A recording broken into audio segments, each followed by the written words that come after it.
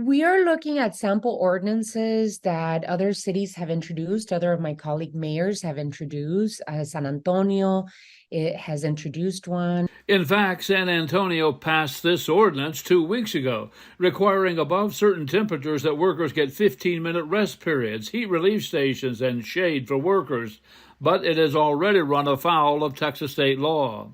Arizona's Republican lawmakers have for 3 years in a row killed this bill to protect workers in hot temperatures and may attempt to keep Tucson's ordinance at bay as well. I haven't been known to hold back on the policies that I think are important based on what state legislators are going to do. That's not what I do. What the mayor will do is try to convince her fellow council members that a heat ordinance to protect not only city workers but any company doing business with the city is the right thing to do. Some are already on board. If anybody pushes back on it, I would just invite them to go out and mow their lawn and do a bunch of yard work in the heat of the day next July and see how you feel about it. The city hires landscaping companies and construction companies to do maintenance and other work. They too would be required to abide by the ordinance rules, whatever they turn out to be.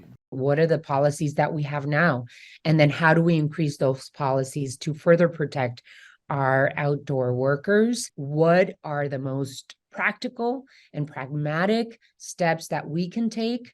While Tucson escapes some of the most visually devastating effects of climate change, like hurricanes, tornadoes, floods, and sea level rise, the effects of climate change here may be some of the most insidious because it affects work slowly, out of the public eye, but it works with certainty.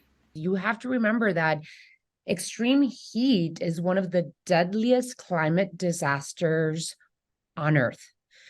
It kills more people yearly than hurricanes, than floods, than tornadoes. It's the silent killer.